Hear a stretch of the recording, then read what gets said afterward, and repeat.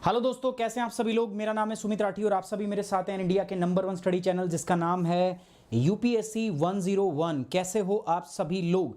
एक बार जल्दी से फटाफट से आ जाइए, वीडियो को लाइक कर दीजिए, शेयर कर दीजिए यार, ताकि सारे बच्चे जो है हमारे साथ में कनेक्ट हो पाएँ। ठीक है, सारे के सारे बच्चे जो है कनेक्ट होना है। Good evening everyone, good evening यार, गुड इवनिंग। मधु, ज्योत्सना, रवि, राजेश, तना चौधरी, रवि, फैज़ अहमद, फैजल, प्रिया, वंदना, स्वागत है आप सभी का। रिया, विनायक, कंचन, आप सभी का स्वागत है। ठीक है, आपके अपने चैनल पे जिसका नाम है यूपीएससी 101। सो गाइज जल्दी से एक बार आ जाओ यार, फटाफट से लाइव आ जाओ, फटाफट से एक बार वीडियो को शेयर कर दो, है ना। And let's start the class. Good evening everyone, good evening यार, गुड इवनिंग बच्चों, गुड इवनिंग। सो प्यारे बच्चों, आज का जो हमारा टॉपिक रहेगा, we are going to discuss about the air stability and instability. आज का टॉपिक ये है। ठीक है, काफ़ी दिनों से आप वेट कर रहे थे ना कि सर ये पढ़ाओ हमें, है ना, एयर स्टेबिलिटी और इंस्टेबिलिटी पढ़ाओ, इसके बिना हमारा मन नहीं लगेगा। तो आज हम बात करते हैं एयर की स्टेबिलिटी, यानी कि वायु की स्थिरता और अस्थिरता के बारे में। अपन इसके बारे में क्या करेंगे, डिस्कस करेंगे। सो गुरुकुल के अंदर में this is the 31st class of the geography, physical geography, climatology and what we are discussing about the air stability and instability. ये अपन क्या कर रहे हैं प्यारे बच्चों, डिस्कस कर रहे हैं। Good evening, good evening, good evening, good evening.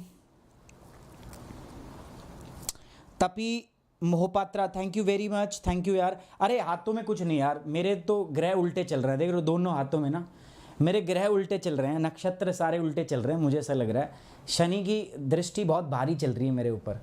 Actually कुछ नहीं, अभी मैंने सोचा कि क्लास लेने के बाद 6 से 7 क्लास हुई, मैंने सोचा कि चलो ठीक है थोड़ी देर, अब काफ़ी दिन हो गए थे ना पढ़े पढ़े, तो अभी चीज़ें स्टार्ट कर रहे हैं, तो मैं कहा चलो रनिंग स्टार्ट करते हैं, कल से जिम जाएंगे। मैं रनिंग करने गया तो रास्ते में रात में अभी मैं पार्क के चारों तरफ कर रहा था रनिंग, तो वो जो सॉकेट नहीं होता, ईंट टाइप की होती है, वो एक ईंट हटी हुई थी और मेरे को अंधेरे में दिखा नहीं, लाइट भी गई हुई थी, है ना। उस गड्ढे में गया, चला गया पैर, और गड्ढे में जैसे पैर चला गया तो मैं साइड की तरफ गिर गया, और या तो घुटने फूटते मेरे पूरे के पूरे। तो मैंने ऐसे हाथ से उस पर बैलेंस करने की कोशिश की, तो दोनों हाथों के अंदर हथेलियों में वो कंकड़ जो होते हैं ना छोटे छोटे, वो घुस गए, थोड़ी सी खाल पड़ गई।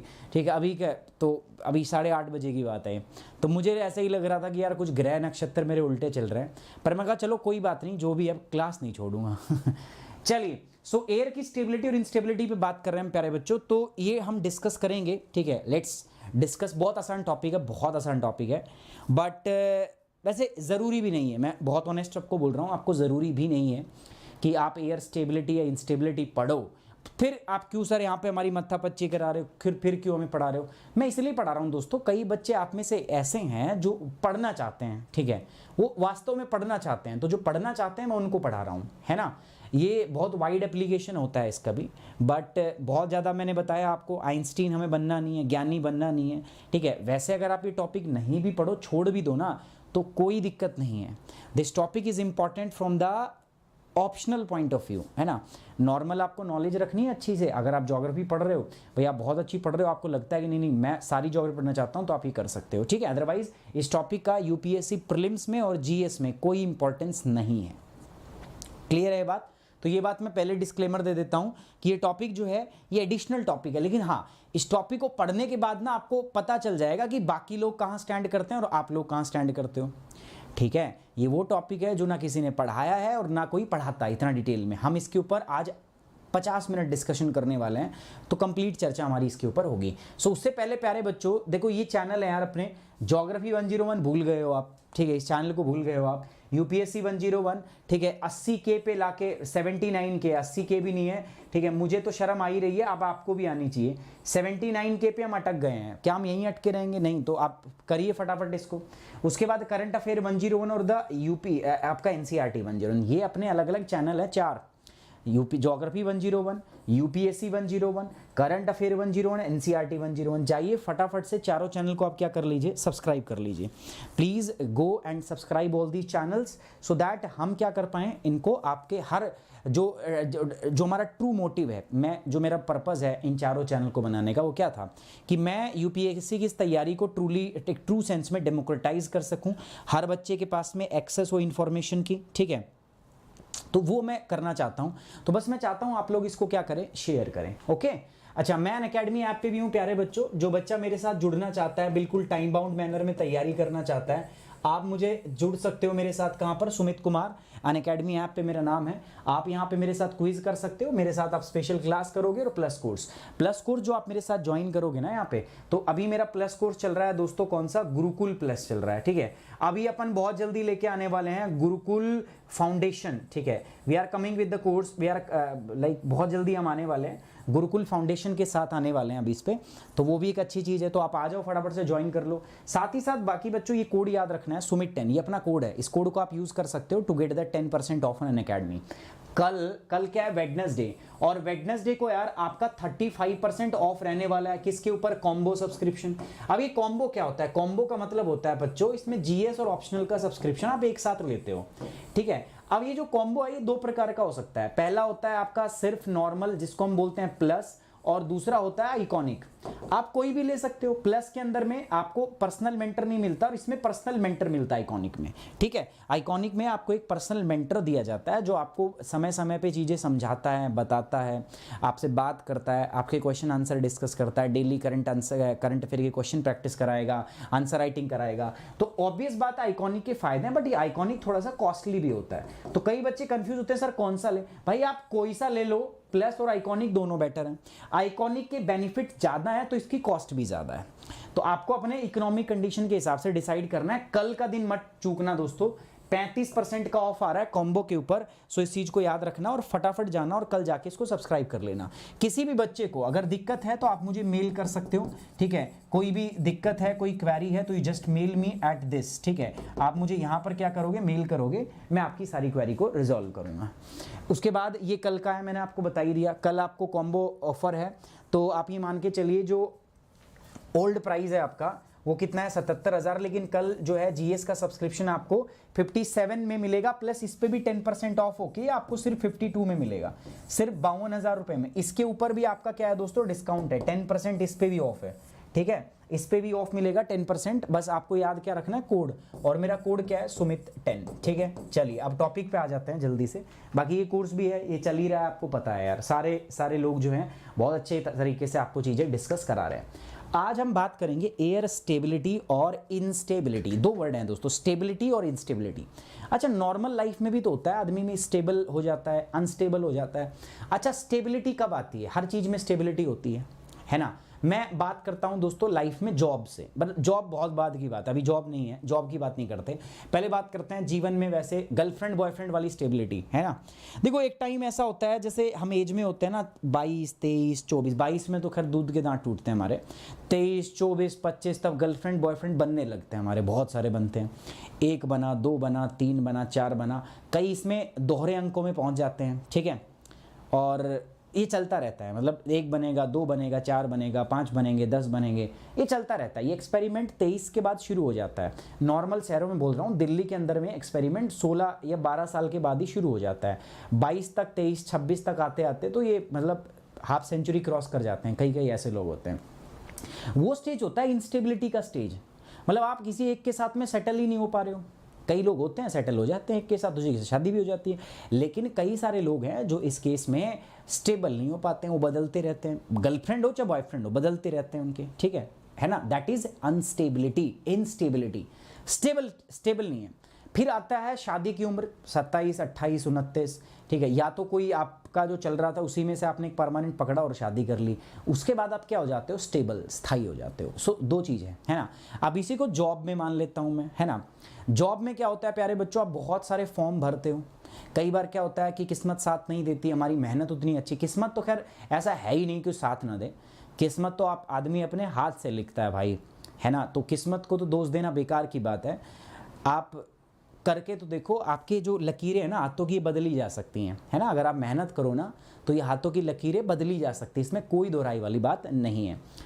लेकिन मैं आपको क्या कहना चाह रहा हूँ, मैं आपको ये बताना चाह रहा हूँ कि कई बार क्या होता है कि मान लो चीज़ें सही नहीं है, हमारी मेहनत उतनी अच्छी नहीं है, तो हम क्या करते हैं, पहले कोई प्राइवेट जॉब करते हैं। इवन अभी भी बहुत सारे स्टूडेंट्स हैं मेरे जो प्राइवेट जॉब में, प्राइवेट जॉब कर रहे हैं, बट एक दिन उनको लगता है कि नहीं यार मज़ा नहीं आ रहा, तो मुझे कॉल करते हैं कि सर यूपीएससी की तैयारी करनी है, आपकी गाइडेंस चाहिए, आपके साथ में जुड़ना है, सुमित एंड कोड लगाएंगे, ये वो, मतलब वो पूछते हैं पूरा प्रोसेस। क्यों पूछते हैं बताओ? अरे वो तो जॉब कर रहे हैं ना, तो why they want to come in this field? Because of the stability, because आपका प्राइवेट सेक्टर में स्टेबिलिटी नहीं है, इनस्टेबल है सारा, ठीक है। यहाँ पे क्या चीज़ है? इनस्टेबल है। जैसे प्राइवेट सेक्टर, जैसे मैं हूँ, मैं इनस्टेबल हूँ। आज मैं पढ़ा रहा हूँ आपको, कल को मेरे से कोई अच्छा एजुकेटर आएगा, मेरे को हटा दिया जाएगा, ठीक है। या आप ही छोड़ दोगे, ये मास्टर तो बेकार पढ़ाता है, चलो विद नई मास्टर की, तो वो इंस्टेबिलिटी है। मैं हट जाऊँगा, दूसरा आ जाएगा मेरी जगह पे। लेकिन सपोज मैं किसी गवर्नमेंट जॉब में हूँ, तो मैं स्टेबल हूँ, मेरी जॉब पे कोई हटा थोड़ी ना सकता है जब तक मैं रिटायरमेंट ना हो जाऊं। तो बस ऐसा ही हवा के साथ होता है, ऐसा ही हमारे एटमॉस्फेयर में होता है, ऐसा ही स्टेबिलिटी और अनस्टेबिलिटी का जिस प्रकार से हमारे जीवन पे प्रभाव पड़ता है, जो मैंने बताया, इसी प्रकार से जब हवा के अंदर में स्टेबिलिटी और अनस्टेबिलिटी आती है तो हमारे क्लाइमेट पे प्रभाव पड़ता है। आप समझ पा रहे हो भाई? आप जॉब फिक्स हो गई, आपकी सरकारी जॉब लग गई। हरियाणा में सरकारी जॉब लगते शादी हो जाएगी, नहीं तो शादी होनी नहीं। मैं बता रहा हूँ, हरियाणा के अंदर में सरकारी चीज़ होना बहुत ज़रूरी है।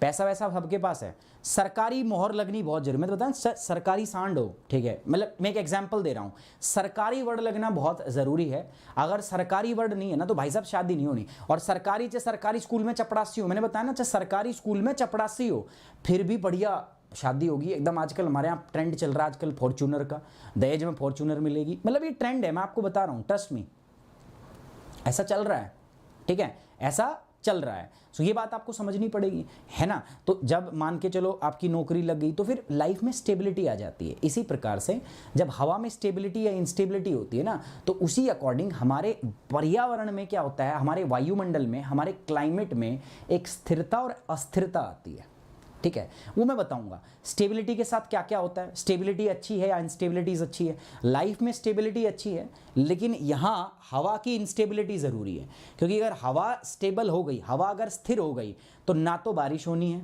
मैं आपको बता देता हूँ, ना ही जो हमारे क्लाइमेटिक चेंज होते हैं वो होंगे, एटमॉस्फेयर वेदर में चेंज होंगे वो होंगे। सो हमारे हवा के अंदर अगर आपको बारिश चाहिए, प्रेसिपिटेशन चाहिए, तो हवा में इंस्टेबिलिटी होना बहुत ज़रूरी है। कहते हैं ना तरक्की चाहिए तो आपको भी अशांत होना पड़ेगा। अभी थोड़े दिन पहले मेरी किसी से बात हो रही थी, ठीक है, तो बोला यार क्या चल रहा है? मैं कहा कुछ ना चल रहा, घर बैठा हूँ। मैं कहा क्यों भाई, घर क्यों बैठा है? तो अकेडमी पढ़ा रहा था। मैं कहा भाई ट्विटर के ऊपर आजकल मेरे ऊपर हंगामा हो रहा है, ठीक है, कुछ ज़्यादा समझदार लोग हैं जो आके कह रहे हैं कि इस मास्टर को कुछ भी ना आता, ठीक है, वो टारगेट कर रहे हैं अनअकैडमी को और मुझे भी टारगेट कर रहे हैं कि ये मास्टर क्या पढ़ाएगा भाई, इसको इंडिया के मैप का नहीं पता। हालांकि मैं मैप हाथ से बना दूं, मेरे पास इतनी कैपेबिलिटी कि मैं हाथ से मैप ड्रॉ कर सकता हूं, बट ठीक है, उन्होंने वो क्लास कभी देखनी ही नहीं जिंदगी में, क्योंकि उनको तो कंट्रोवर्सी क्रिएट करनी थी, है ना। तो उसने उठा के बस वो कह दिया कि ये मास्टर तो एंटी नेशनल है, ये कहाँ का IAS IPS बनाएगा, इसको खुद इस मास्टर को पता नहीं है कि इंडिया का मैप कैसा होता है, इंडिया की बाउंड्री कैसी है। ठीक है, तो मैं क्या ही बोलूँ, क्योंकि मैं अगर बोलने लग गया ना, ठीक है, तो तुम कहीं के कुछ मतलब बचोगे ही, मतलब कुछ रहेगा नहीं तुम्हारे पास कहने को, मैं सही बता रहा हूँ, तुम बोलने लायक नहीं रहोगे अगर मैं बोलने लग गया तो। बट खैर छोड़ दो इस बात को। तो वो मेरे से बोला कि भाई ऐसी ऐसी बात है, तो मैं कहा यार लाइफ में बड़ा दिक्कत है। कह रहा चल दिक्कत है, अनसेटिस्फाइड है, दैट मीन्स ग्रोथ हो रही है। उसने कहा मेरे को कि अगर आप अनसेटिस्फाइड हो, ठीक है, प्रेजेंट कंडीशन से, that means you are going towards the progress, आप ग्रोथ की तरफ जा रहे हो। अब मुझे लॉजिक समझ में नहीं आया, ऐसा यहाँ पे है। अब आप समझ रहे हो ना, ये सारे एग्जाम्पल मैं क्यों दे रहा हूँ, क्योंकि स्टेबिलिटी और instability is the totally completely different concept, है ना। इसमें कंप्लीट डिफरेंट कॉन्सेप्ट है, कुछ लॉजिक्स हैं, कुछ टर्म्स हैं जो आपको पढ़नी पड़ेंगी, ठीक है, क्लियर। सो स्टेबिलिटी और इंस्टेबिलिटी, और किसकी इंस्टेबिलिटी और स्टेबिलिटी? हवा की। हवा स्टेबल और अनस्टेबल जब भी होगी, किस पे प्रभाव आएगा दोस्तों? हमारे वेदर के ऊपर प्रभाव आएगा, हमारे मौसम के ऊपर प्रभाव आएगा। अब कैसा प्रभाव आएगा, चलो देखते हैं। स्टेबिलिटी, सबसे पहला क्या? स्टेबिलिटी। स्टेबिलिटी बोले तो स्थिरता। क्या? स्थिरता। क्या कह रहा है? दूसरा है इंस्टेबिलिटी। इंस्टेबिलिटी बोले तो अस्थिरता। मैंने हिंदी में नहीं लिखा यार, मैं आपको बोल रहा हूं, आप साथ साथ लिखते जाना, ठीक है, अपना लिख लेना। स्टेबिलिटी स्थिरता, इंस्टेबिलिटी अस्थिरता, हवा की अस्थिरता। और इनके लिए फैक्टर क्या क्या जरूरी है ना, कौन कौन से कारक हैं जो इसको प्रभावित करते हैं। तो फर्स्ट ऑफ ऑल स्टेबिलिटी, बहुत ध्यान से सुनना है, जो भी आप कर रहे हो सब साइड में रख दो, बैठ जाओ, ठीक है, सब बैठ जाओ, आराम से बैठ जाओ और एकदम बढ़िया बैठ के सुनो। स्टेबिलिटी का मतलब क्या है? कह रहा कि the air without vertical movement is known as the stable air. अगर हवा ऊपर की ओर नहीं उठ रही, समझ रहे हो, हवा का वर्टिकल मूवमेंट नहीं हो रहा। वर्टिकल मूवमेंट का मतलब अगर हवा ऊपर नहीं उठ रही, अगर हवा ऊपर नहीं उठ रही, उसका मतलब हवा क्या है? स्टेबल है। हवा स्टेबल है, या तो वहीं की वहीं पे है, या हवा नीचे बैठ रही है, समझ रहे हो। तो हवा, उसको बोलेंगे स्टेबिलिटी। तो हवा अगर ऊपर नहीं बैठ रही हो तो भी, अगर हवा स्थिर है, ठीक है, अगर हवा स्थिर है, या अगर हवा नीचे की ओर आ रही है, नीचे की ओर आ रही है, तो अगर ये कंडीशन है ना प्यारे बच्चों दोनों, तो उसको हम बोलेंगे हवा स्थिर है। हवा ऊपर नहीं उठनी चाहिए। अगर हवा ऊपर उठ रही, और याद करो मैंने वर्षा के लिए क्या बोला था कि बारिश तभी होती है जब हवा ऊपर की ओर उठती है। हवा क्या करती है? असेंड करती है। तो सपोज करो कि अगर हवा में स्टेबिलिटी है, स्टेबिलिटी मतलब हवा में वर्टिकल मूवमेंट नहीं हो रहा, हवा में वर्टिकल मोशन नहीं हो रहा, विंड ऊपर की ओर नहीं उठ रही। अगर हवा ऊपर नहीं उठेगी, अगर वर्टिकल मोशन नहीं होगा, देयर इज नो रेनफॉल।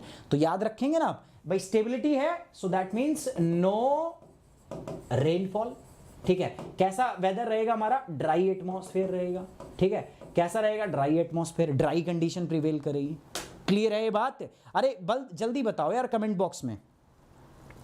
हाँ यार, सतनाम सिंह वालिया बताया यार, कुछ यूट्यूब पे कुछ लोग बेरच गए थे, ट्विटर के ऊपर कुछ महानुभाव बेरच गए थे, ठीक है। वो कह रहे थे कि हटाओ इनको, अनअकैडमी से हटाओ, ठीक है। बार बार प्रयास कर रहे थे, लगातार कमेंट कर रहे थे कि इस मास्टर को पढ़ाना नहीं आता, इसको अनअकैडमी से हटाओ हटाओ।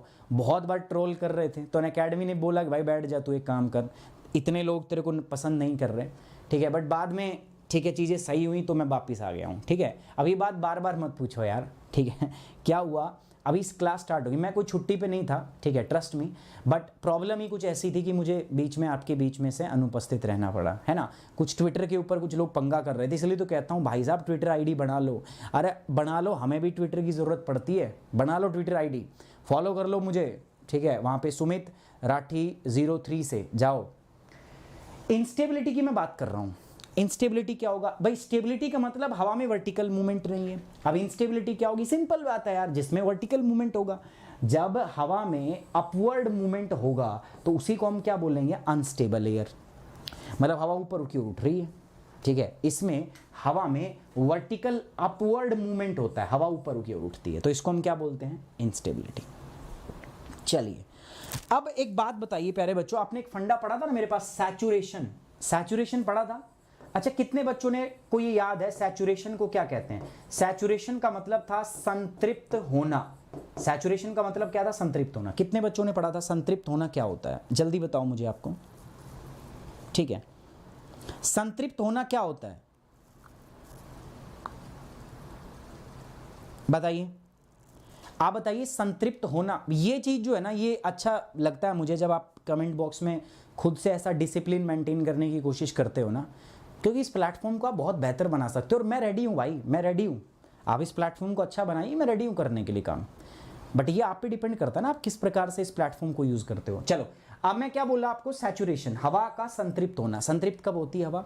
मैंने आपको पहले बताया था, जब हवा की एब्सोल्यूट ह्यूमिडिटी किसके बराबर हो प्यारे बच्चों?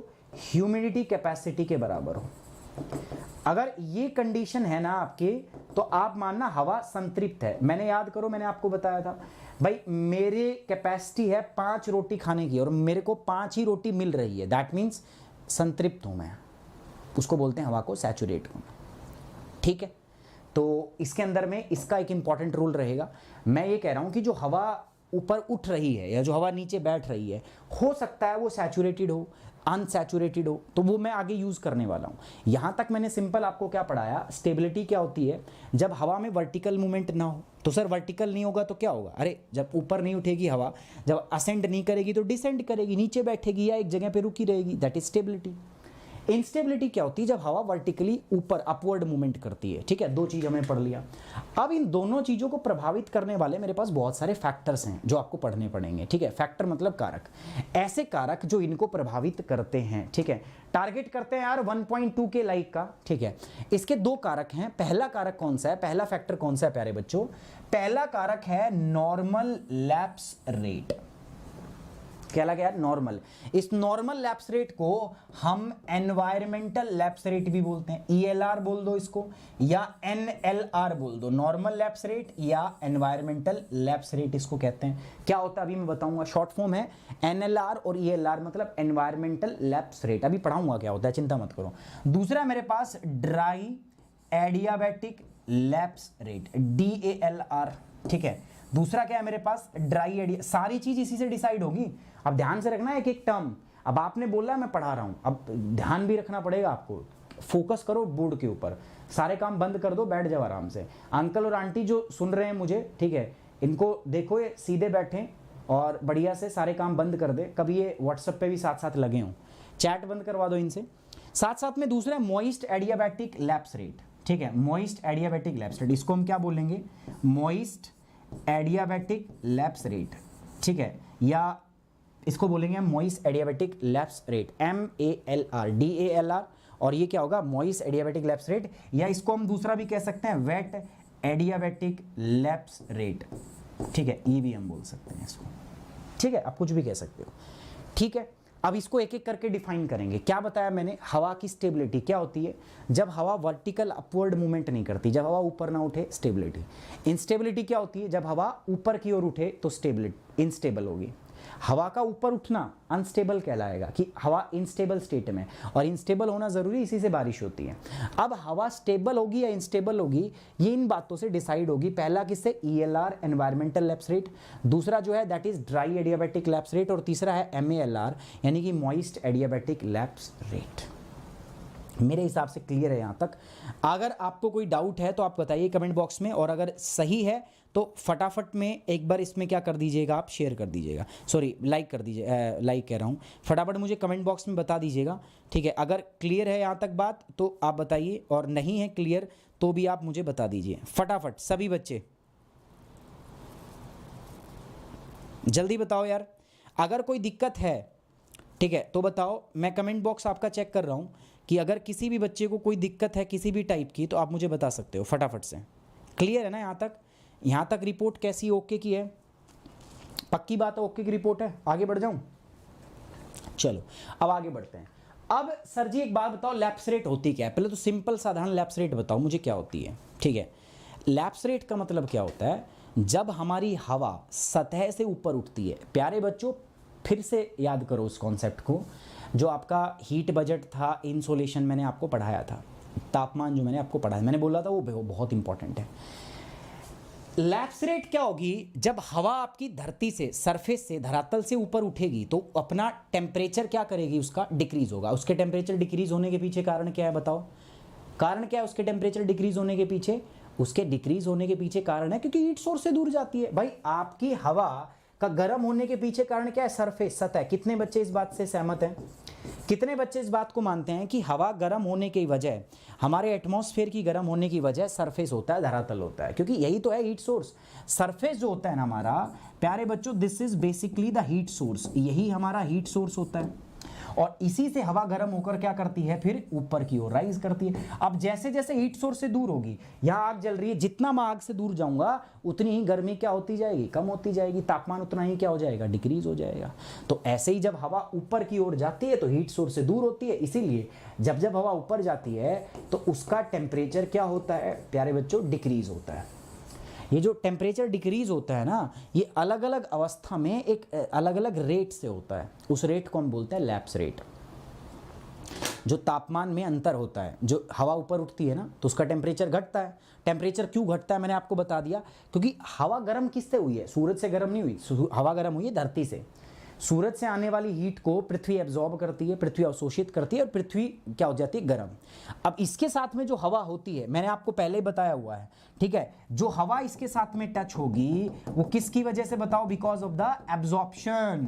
क्या होता है, एब्जॉर्प्शन, ठीक है, because of the conduction, sorry, conduction की वजह से। कंडक्शन को हम क्या बोलते हैं, संचालन। मैंने पढ़ाया हुआ है, अरे पढ़ाया हुआ है कि नहीं पढ़ाया यार, जल्दी बताओ कमेंट बॉक्स में, याद है कि नहीं है।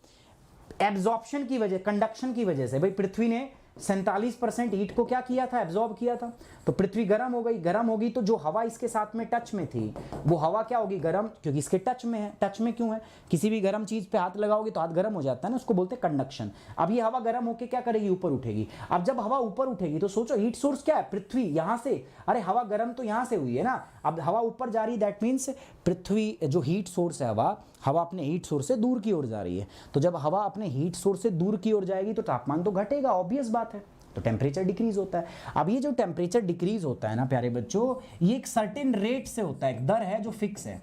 उसी दर को हम क्या बोलते हैं, लैप्स की दर। क्या बोलते हैं उसको, लैप्स की दर, लैप्स रेट बोलते हैं। सो सबसे पहली बात तो लैप्स रेट क्या है, लैप्स रेट हमने पढ़ ली। सर लैप्स रेट हमने पढ़ ली अभी, कि मीनिंग हमने देख लिया कि rate at which temperature change with the height.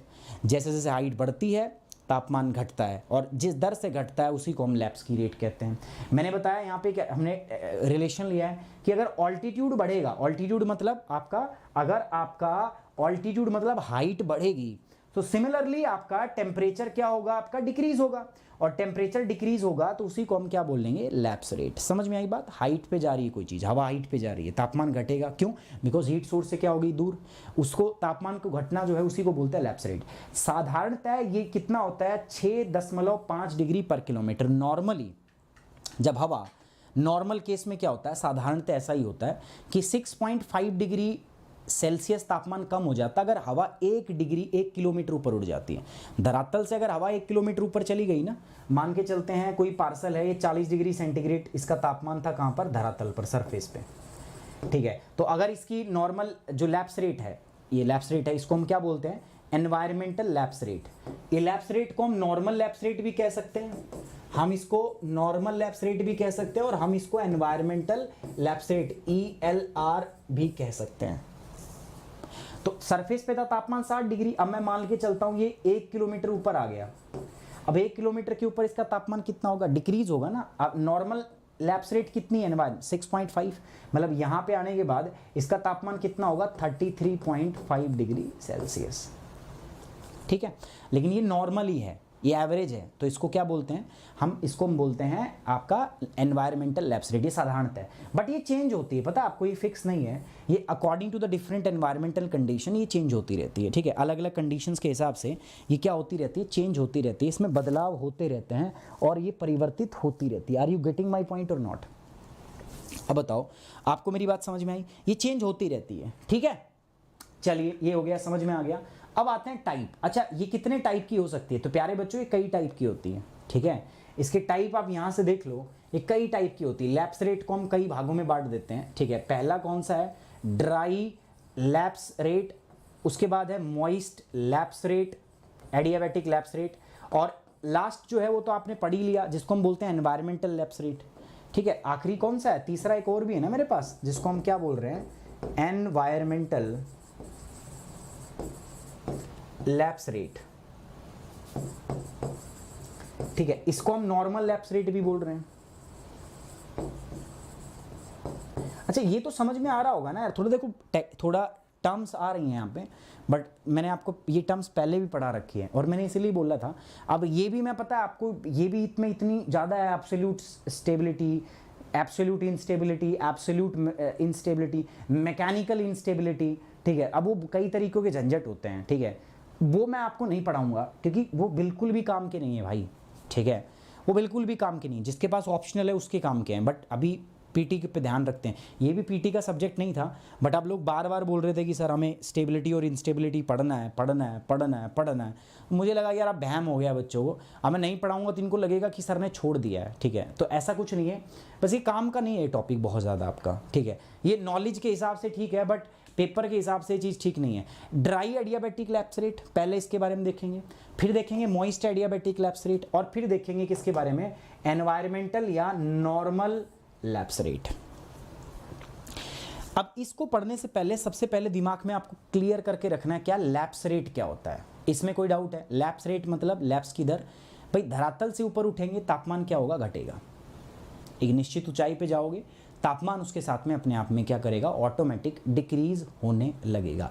इस बात में तो कोई शक नहीं है, कोई दोहराई नहीं है, किसी बात की कोई शंका नहीं है।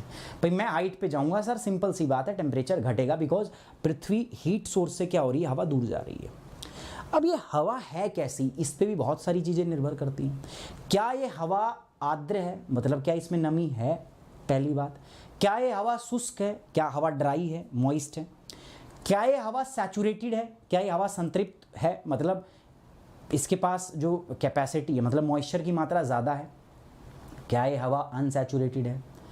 ये सारी चीज़ें हैं जो बहुत जो हैं अलग अलग रोल प्ले करती हैं।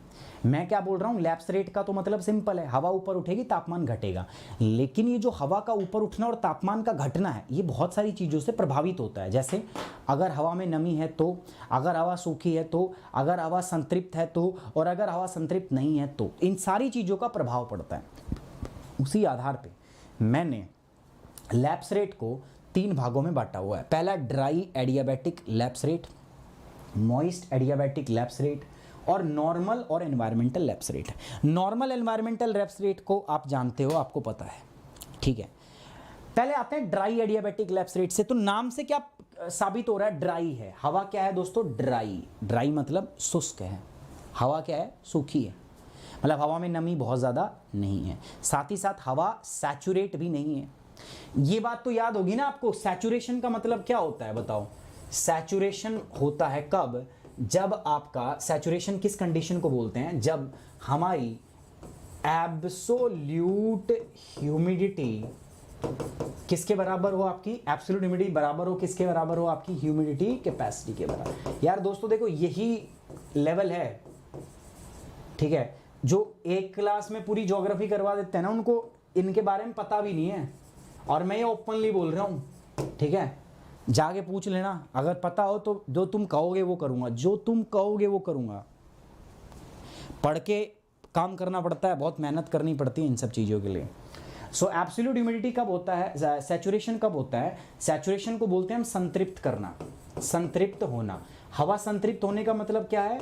इसका मतलब है प्यारे बच्चों कि जितनी हवा की कैपेसिटी है उतना उसमें नमी है। मैंने बताया ना, मेरे को भूख लगती है, मेरे को प्यास लगती है, मेरे को 5 रोटी की भूख है, 5 चपाती की भूख है मुझे। अगर मैं 5 की 5 रोटी खा लूँ, मुझे 5 मिल जाए, दैट मीन्स मैं संतृप्त हो गया। और 5 की भूख है लेकिन 2 ही रोटी मिले मुझे, क्या बोलते हैं उसको? डाइटिंग? नहीं, डाइटिंग नहीं बोलते, उसको बोलते हैं यहाँ पर कि हवा अनसैचुरेट है। तो याद रखना, जब हवा अनसैचुरेट हो, साथ साथ में हवा शुष्क हो, ड्राई हो, तो उसमें जो तापमान घटता है उसको बोलते हैं हम ड्राई एडियाबैटिक लैप्स रेट। समझना मेरी बात, क्या बोल रहा है? The rate of decrease in temperature of N unsaturated air. Unsaturated air का मतलब क्या है?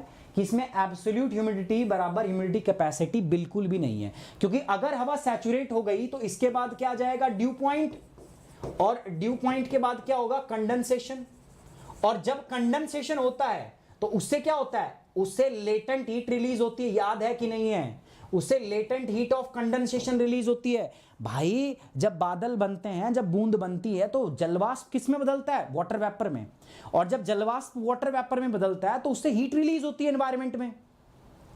तो वो जब हीट रिलीज होगी तो हवा को ठंडी थोड़ी ना होने देगी, वो क्या करेगी, हवा को गर्म कर देगी। नहीं आई बात समझ में?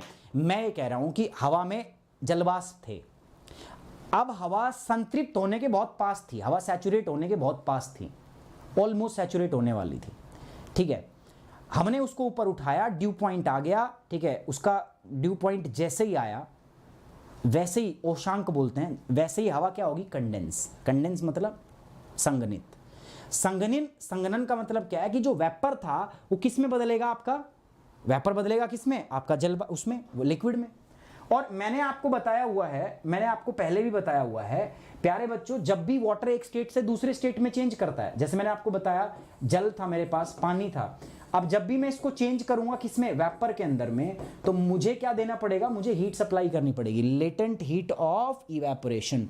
और जब ये वापस कन्वर्ट होगा ऐसे, तो इसमें से क्या होगा, हीट रिलीज होगी, लेटेंट हीट ऑफ कंडेंसेशन। अभी जो हीट रिलीज होती है कहां पे रिलीज होती है, एटमॉस्फेयर में। ये क्या करेगा, ये एयर को वार्म कर देगा, ये हवा को गर्म कर देगा। मतलब हवा को गर्म करेगा, मतलब हवा का टेम्परेचर जो है वो इंक्रीज करने की कोशिश करेगा। और मैं क्या पढ़ रहा हूं दोस्तों, मैं पढ़ रहा हूं कि किस रेट से हवा का टेम्परेचर डिक्रीज होता है, उसी को तो लैप्स रेट कहते हैं। तो अगर हवा में नमी है, अगर हवा में मॉइस्चर है, अगर हवा सैचुरेटेड है, तो सीधी सी बात क्या है कि जैसे ही वो कंडेंस होगी, जैसे ही वो संघनित होगी, संघनन होगा, वैसे ही उसमें से हीट रिलीज होगी, जिसका नाम क्या होगा, लेटेंट हीट ऑफ कंडेंसेशन। और इससे जो rate of decrease in temperature है वो क्या हो जाता है, रिड्यूस हो जाता है। मतलब अब हवा उतनी जल्दी ठंडी नहीं होगी। क्यों? क्योंकि हीट एनर्जी निकल रही, बादल बन रहे हैं, बादल बन रहे हैं तो जो वाष्प था वो पानी में बदल रहा है, तो हीट एनर्जी रिलीज कर रहा है। तो पहले जितनी जल्दी हवा ठंडी हो रही थी ना, अब हवा उतनी जल्दी ठंडी नहीं होती। तो ऐसी कंडीशन को हम बोलते हैं आपका अनसैचुरेटेड। तो हवा अनसैचुरेटेड जब होती है ना, जब हवा असंतृप्त होती है, तो ये जो रेट ऑफ कूलिंग है ज़्यादा होता है, 10 डिग्री सेंटीग्रेड। नॉर्मली बता रहा हूँ, ये भी अलग अलग जगहों पर चेंज होता रहता है। नहीं आ रहा ना समझ में? बहुत सारे बच्चों को नहीं आ रहा। और ये चीज़ दिखा रही है आपका 500 से आप 4.5। आपको समझ में आया मैं क्यों ऐसे टॉपिक नहीं उठाता, ठीक है? क्योंकि 500 प्लस से 450 बच्चे आना मेरे लिए डिस्करेजिंग है भाई। इसीलिए ना मैं ऐसे टॉपिक नहीं पिक करता यार, जो नहीं है, आउट ऑफ द बॉक्स है। बट तुम जिद करते हो, नहीं सर हमें पढ़ना है, हमें पढ़ना है, हमें पढ़ना है, ठीक है? इसीलिए मैं नहीं टॉपिक ही पिक करता, क्योंकि इनमें क्या होता है, दिमाग लगता है। और जब दिमाग लगता है, बच्चा सोचता है कि नहीं ये तो खराब है, ये मेरे काम का नहीं है। अब मॉइस्ट एडियाबैटिक लैप्स रेट में आते हैं। तो मॉइस्ट एडियाबैटिक लैप्स रेट का मतलब क्या है, जब हवा ऊपर उठेगी तापमान घटेगा। लेकिन इसमें कह रहा है मॉइस्ट, मॉइस्ट का मतलब इसमें हवा सैचुरेटेड है। सैचुरेटेड मतलब क्या है पता है ना आपको, इसमें हवा सैचुरेटेड है। अब मैंने अभी बताया जब हवा सैचुरेट होगी तो कंडेंसेशन होगा, और कंडेंसेशन में हीट रिलीज होगी, और उस हीट से हवा फिर से गर्म होगी। तो इसमें तो तापमान 1 डिग्री जा रहे थे ना, हम 1 किलोमीटर जा रहे थे ऊपर, तो कितने डिग्री कम हो रहा था तापमान, 10 डिग्री। कितने डिग्री कम हो रहा था, 10 डिग्री सेंटीग्रेड कम हो रहा था इसमें। लेकिन इसमें क्या होगा, जब हवा सैचुरेट होगी तो हीट रिलीज होगी, तो वो हीट रिलीज होगी, वो हवा को फिर से गर्म कर देगा। तो इसमें जो rate of decrease in temperature है वो कम होता है। कितना होता है, ऑलमोस्ट हम 6 डिग्री मान के चलते हैं, 6 डिग्री पर किलोमीटर की। 1 किलोमीटर जाएंगे, इसमें 10 कितना हो रहा था, 10 डिग्री घट रहा था। अब इसमें क्या है, इसमें कह रहा है कि 1 किलोमीटर जाओगे ना आप, ठीक है, तो सिर्फ कितना डिग्री घटेगा, 6 डिग्री सेंटीग्रेड, ठीक है। इसको मॉइस्ट बोल दिया। अब नॉर्मल तो नॉर्मल वाली बात है, जो हम नॉर्मली बात करते हैं ना, ड्राई की बात करते हैं ना, वो एवरेज लेते हैं, तो एवरेज कितना होता है, लगभग वो 6.5 डिग्री होता है। अब ये फिक्स नहीं है, मैं बता देता हूँ, दिस इज नॉट फिक्स, ये कभी भी फिक्स नहीं होता। ये मैंने अप्रोक्स बताया आपको, ये बढ़ भी जाता है और घट भी जाता है। ऐसा हो सकता है किसी टाइम पे एनवायरमेंटल लैप्स रेट 10 की हो, 11 की हो, 12 की हो, और ये भी हो सकता है 3 की हो, 4.5 की हो, तो ये हो सकता है। अब देखो ये बात अगर आपको समझ में आई तो मैं बताऊंगा। अरे प्रवीण सर को भी अभी थोड़े दिनों के लिए रेस्ट दिया हुआ है, ठीक है, कल से उनकी भी क्लास स्टार्ट हो जाएगी, समझ रहे हो, कल से उनकी भी क्लास जो है स्टार्ट हो जाएगी। ये मेरे अकेले पे नहीं है ना, सभी लोगों की अभी क्लासेस की ऑडिटिंग हो रही है, तो जितने भी एजुकेटर हैं सबको 2-2 दिन का गैप दिया जाएगा ताकि उनको दोबारा से अच्छी, मतलब एक ट्रेनिंग हो रहा है अकेडमी में, ताकि हम वीडियो क्वालिटी को अच्छा कर सकें, इम्प्रूव कर सकें। सबको ट्रेनिंग दी जा रही है कि अच्छी क्वालिटी का वीडियो हम जनरेट कर सकें, वीडियो हम बना सकें, ठीक है।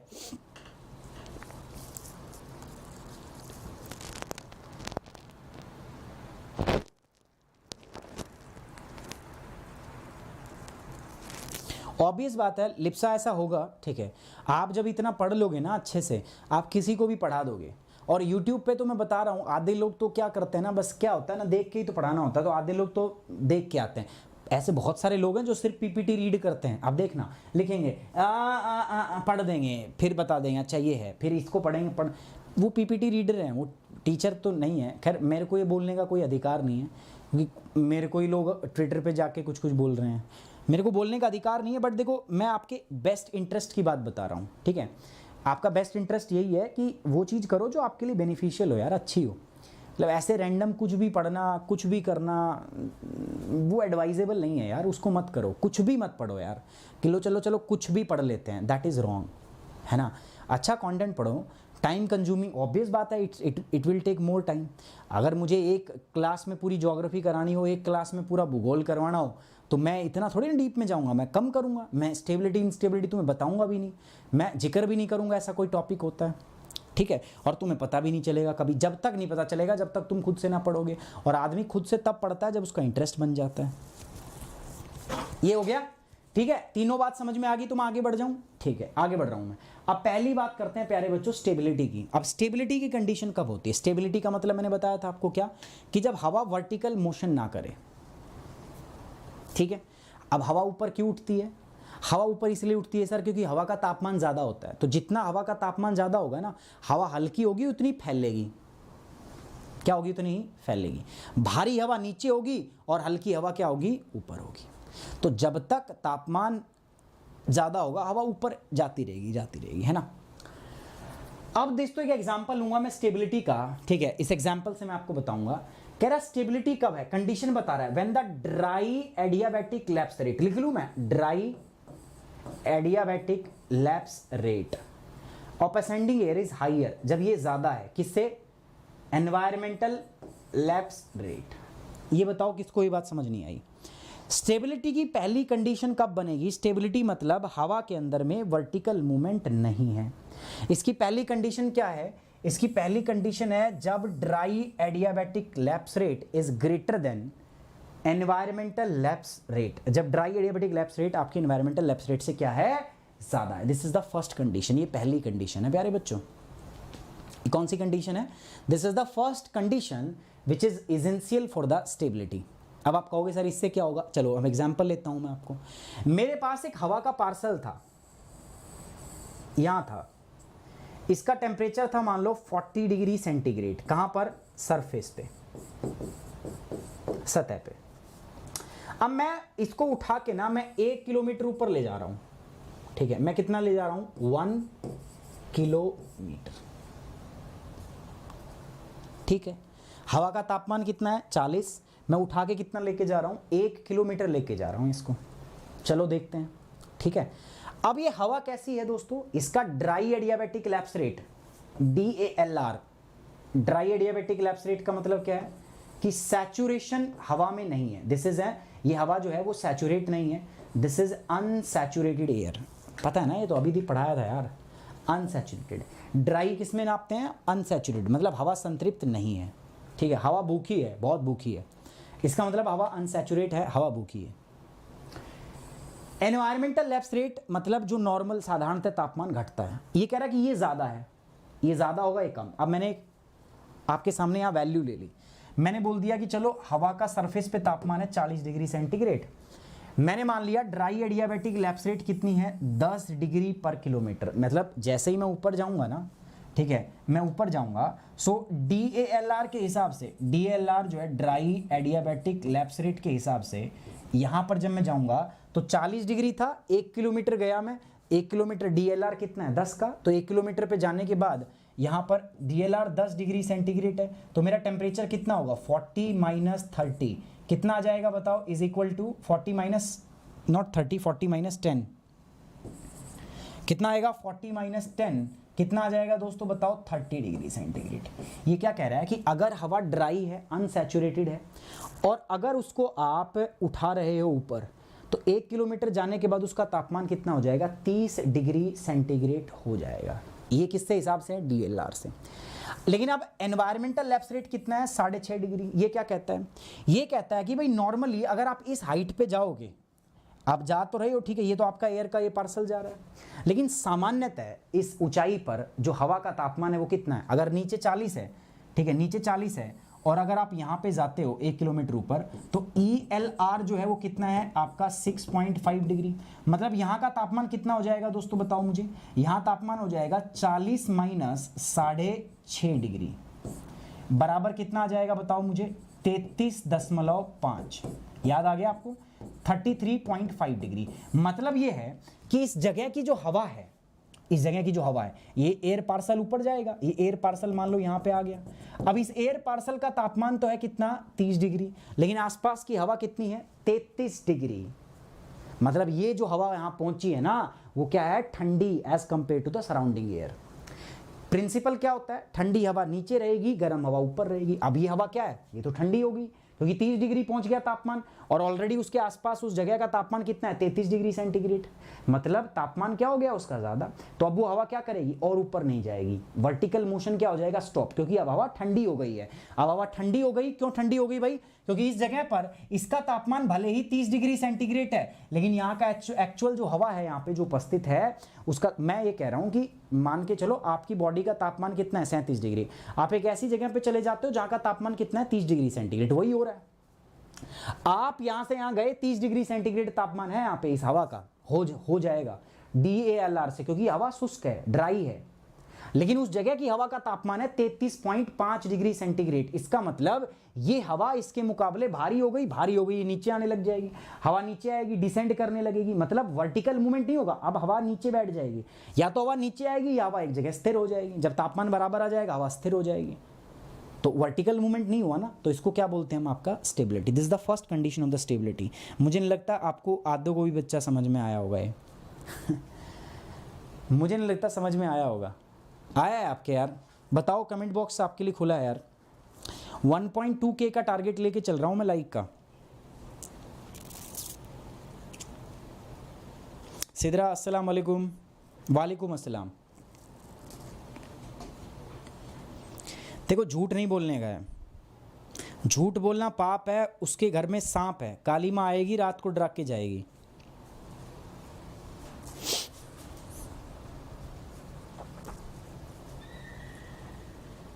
ए लेवल कंसेप्ट, मतलब नेक्स्ट लेवल कंसेप्ट है, नेक्स्ट लेवल। इसको पढ़ के लगेगा, फील आएगा पढ़ रहे हैं कुछ, एक क्लास में भूगोल नहीं कर रहे हैं हम, कुछ कर रहे हैं, ठीक है, ऐसा लगेगा आपको। समझ में आई बात, ठीक है। अब ये और क्लियर होगा जब एक एग्जांपल आप और देखोगे। तो इसको हम बोलते हैं स्टेबिलिटी। स्टेबिलिटी का सिंपल मतलब है हवा वर्टिकल मूवमेंट नहीं। अब जब ये हो जाएगा तो क्या होगा, ये हो जाएगा तो ड्राई कंडीशन आ जाए, क्योंकि हवा नीचे बैठ रही है, हाई प्रेशर हो जाएगा और बारिश नहीं, क्योंकि कभी भी नीचे बैठती हुई हवा कभी बारिश नहीं करती। बारिश के लिए जरूरी है हवा का ऊपर उठना। चलिए अब आगे बढ़ते हैं। एक और है, ये स्टेबिलिटी है। अब बातें एब्सोल्यूट स्टेबिलिटी, बहुत ही ज्यादा खतरनाक किस्म की स्टेबिलिटी होगी। वो क्या होता है, when normal lapse rate यानी कि ELR of ascending air is less than wet adiabatic lapse rate, wet adiabatic lapse rate, एक ये कंडीशन भी है।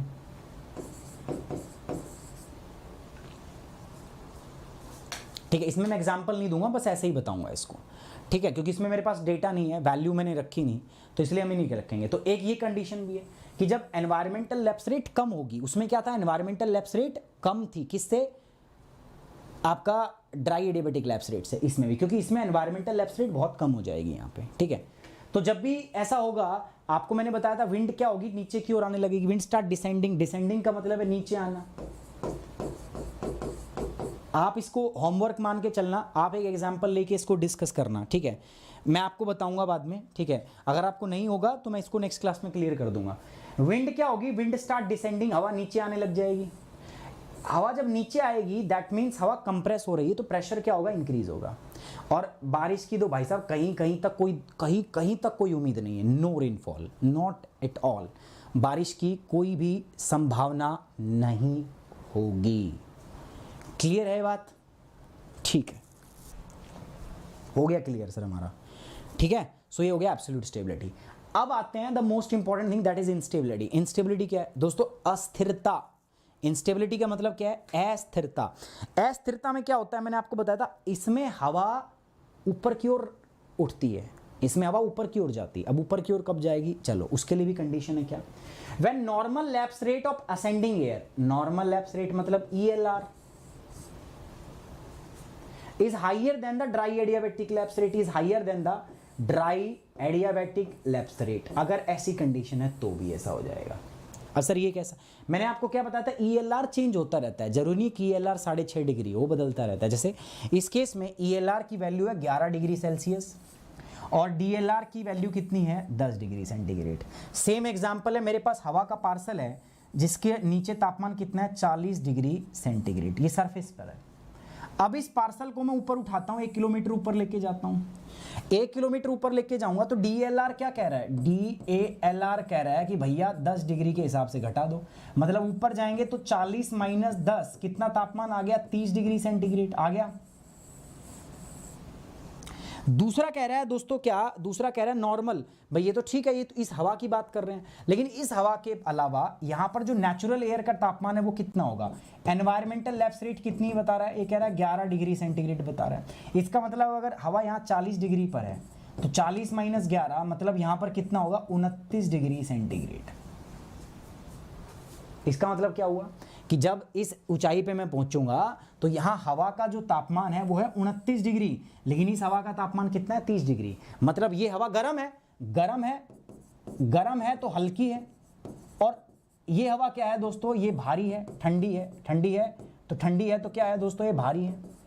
ठीक है, ठंडी अगर हवा है तो ये क्या है दोस्तों? भारी है। ठंडी हवा है तो क्या है? वो भारी है ना? हवा ठंडी है तो क्या है दोस्तों? भारी है। और इसीलिए हल्की हवा क्या करती है? ऊपर उठती है। तो इसीलिए ये हवा और क्या करेगी आपका दोस्तों? ये असेंड करेगी, ऊपर उठेगी। और मैंने बताया जब जब वो असेंड ऊपर उठती रहेगी, ठीक है, ऊपर आएगी जाएगी तो ये क्या हो जाएगी? ठीक है, ऊपर जाएगी तो ये हवा क्या हो जाएगी? इनस्टेबल। क्लियर हुई ये बात?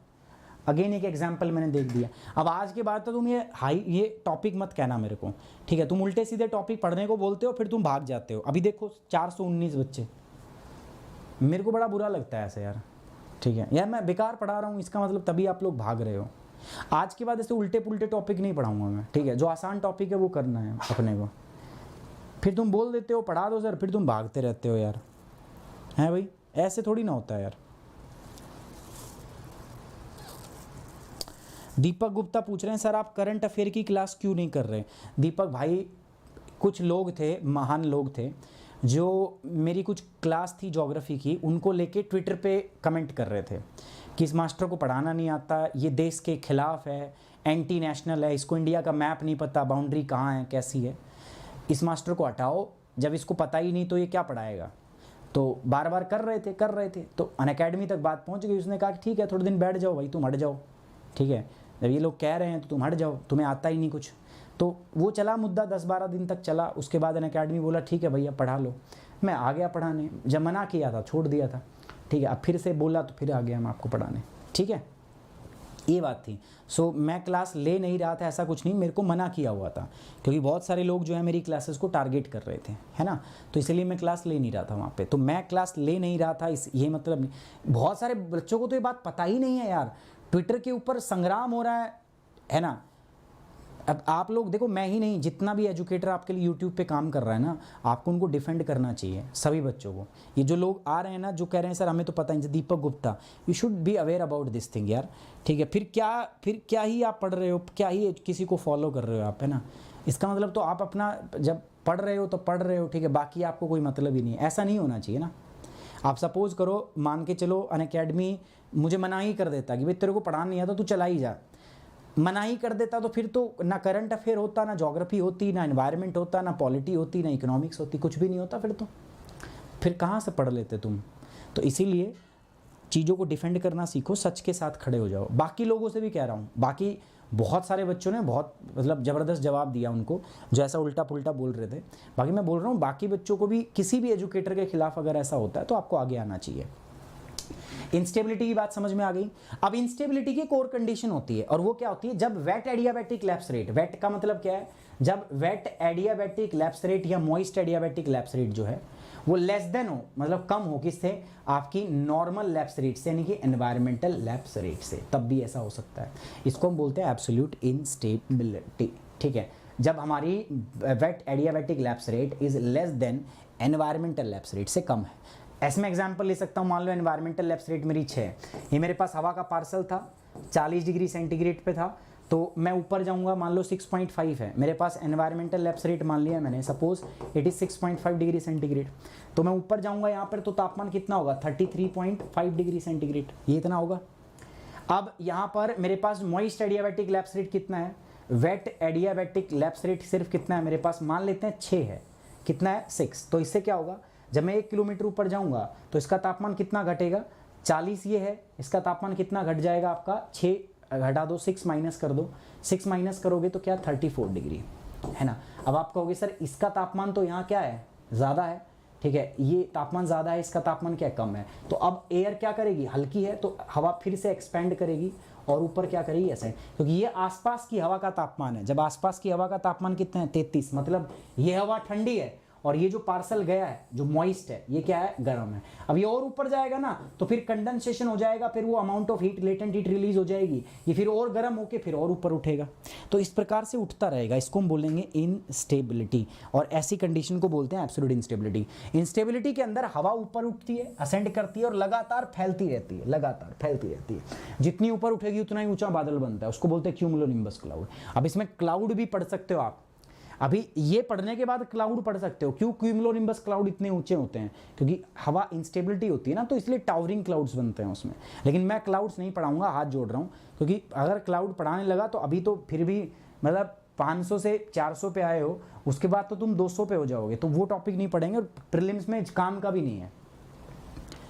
ठीक है, तुमने रिक्वेस्ट की, तुमने बोला, रिक्वेस्ट क्या मैंने बोला था, फिर तुम बोलने लगे, जिद करने लगे, मैंने आप पढ़ा दिया, लेकिन तुम इसका असर भी देखते हो ना, तुम्हारी समझ में आता नहीं है, फिर आधे बच्चों की भाग जाते हैं, तो वो चीज़ नहीं होनी चाहिए, उससे बड़ा बुरा फील होता है यार, ऐसा लगता है कि मैं खराब पढ़ा रहा हूँ, फिर इसका मतलब बाकी ट्विटर पे तो लोग बोल ही रहे हैं, अब तुम भी भागोगे ऐसे मुझे पता चल जाएगा।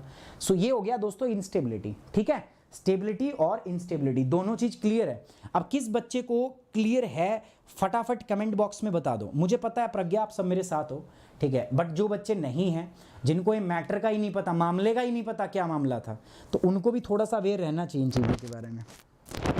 देखो जब पहली मेरी क्लास नहीं हुई थी ना, मान लो एक करंट अफेयर की क्लास नहीं हुई, 2 नहीं हुई, मैंने टेलीग्राम पे अपडेट नहीं किया, तो आपको पूछना चाहिए था ना, ठीक है, अगर आप सही में मेरे साथ जुड़े हो, अगर आप मुझे परिवार का हिस्सा मानते हो, तो नॉर्मली पूछ लेना था कि सर तबीयत सही है, बीमार तो नहीं हो, ऐसा मतलब पूछ लेना चाहिए था ना आपको। लेकिन आप लोगों को कोई मतलब ही नहीं है, चल रहा है, नहीं हो रहा करंट अफेयर, मत होने दो। काफ़ी सारे बच्चे थे मतलब जिन्होंने सब एक्टिवली बता, मतलब उन तो इतने बेचारे परेशान हो गए थे, मेरे से भी परेशान हो गए थे, लेकिन कुछ बच्चा ऐसा है, एक सेगमेंट ऐसा है स्पेशली यूट्यूब वाला, तो उसको तो पता ही नहीं है क्या हो रहा है क्या नहीं हो रहा। चलो कोई बात नहीं, बाकी मैं यही कहता हूँ कि ऐसा जब भी हो यार, बाकी लोगों के साथ भी कुछ लोग हैं असामाजिक तत्व हैं जो एजुकेटर को टारगेट करते हैं, स्पेशली एन अकेडमी या कोई भी प्लेटफॉर्म हो, कोई एजुकेटर अगर यहाँ पे अच्छा कर रहा है, ठीक है, जैसे मैं अगर बात करूँ कुछ और भी, कुछ दिन पहले खान सर के पीछे भी थी, अच्छा काम कर रहे हैं यार, मतलब कुछ बुरा तो नहीं कर रहे ना, खान सर पढ़ा रहे हैं, बच्चों को मज़ा आ रहा है, ठीक है, इन्फॉर्मेशन मिल रही है, लेकिन अगर उसको टारगेट कर रहे हैं धर्म के नाम पे, अरे उसमें धर्म कहाँ पे है यार, वो तो पढ़ा रहा है, शिक्षित कर रहा है, ठीक है। और ये लोग जो कमेंट करते हैं, इनका क्या कॉन्ट्रीब्यूशन है भाई सोसाइटी में, जो ये मुंह उठा के आगे कि ये लोग क्या IAS बनाएंगे, तुम्हारा कोई कॉन्ट्रीब्यूशन है, कुछ किया है समाज के लिए, सिर्फ इस कमेंट के लिए उल्टी सीधी, ठीक है, ट्विटर पे जाके उल्टा सीधा लिखने लग जाते हो, तुम्हारा कोई कंट्रीब्यूशन है, तुम ऐसे देशभक्त बने फिरते हो, कुछ कोई कंट्रीब्यूशन, मैं कुछ कह दूंगा, ठीक है, कोई कंट्रीब्यूशन नहीं है तुम्हारा। और कई लोग ये भी बोल रहे थे कि टीचर अपने बच्चों को बोल रहा है जाके ट्विटर पे कमेंट करो, मैंने एक बच्चे को नहीं बोला, अगर मैं बोल देता ना तो तुम्हारी क्या हालत होती तुम सोच भी नहीं सकते, मैंने तो बोला भी नहीं किसी को, ये बच्चे अपने आप ही, मैंने तो किसी को बताया तक नहीं कि क्या बात हो रही है, कि मैं क्यों क्लास नहीं ले रहा। अगर मैं बता देता है ना, तो ये जो ट्विटर पर जो कारनामे करने वाले लोग हैं ना, तुम दिखते नहीं दोबारा ट्विटर के ऊपर, या तो नाम बदल लेते हैं, आईडी बदल लेते हैं। ठीक है, इंस्टेबिलिटी हो गया है ना, इंस्टेबिलिटी हो गया। आगे बढ़ते हैं। तो ये सब चीज़ था, ये आज का टॉपिक था। बाकी कल का दिन आपका इंपॉर्टेंट रहेगा, क्योंकि अनअकैडमी जो प्लस सब्सक्रिप्शन है उसके ऊपर कॉम्बो सब्सक्रिप्शन 35% ऑफ है। ये जीएस का पार्ट है दोस्तों। जीएस के अंदर में आप देखोगे तो ये जीएस की फीस है, ये आफ्टर डिस्काउंट। प्लस और आइकॉनिक दो प्रकार के। कई बच्चे कंफ्यूज होते हैं प्लस में, भाई कोई भी ले लो, चाहे प्लस लो आइकॉनिक लो, बस आपको कोड मेरा यूज करना है सुमित10। सुमित10 कोड लगोगे, मैं आपके साथ रहूंगा, मेरे ग्रुप में रहोगे, मैं खुद आपकी पढ़ाई को मॉनिटर करूंगा। ठीक है, ये जीएस की फीस है और ये ऑप्शनल की फीस है। जीएस ऑप्शनल अलग लेना चाहते हो तो ले सकते हो, दोनों में कोड यूज सुमित10 करना। कॉम्बो का मतलब होता है कि जीएस प्लस ऑप्शनल आप एक साथ ले रहे हो, ये अच्छा पड़ता है, इसमें काफ़ी फ़ायदा होता है आपको। और कल का फ़ायदा ऐसा है कि कल के लिए 35% ऑफ है कॉम्बो पे, कल 35% ऑफ है। मतलब 1 साल का सब्सक्रिप्शन जिसका प्राइस 77,000 रुपये था, वो सिर्फ कितने मिलेगा आपको, 32,000 में। 2 साल का प्राइस जिसका 1,12,000 था, वो सिर्फ आपको कितने मिलेगा, 74,000 में।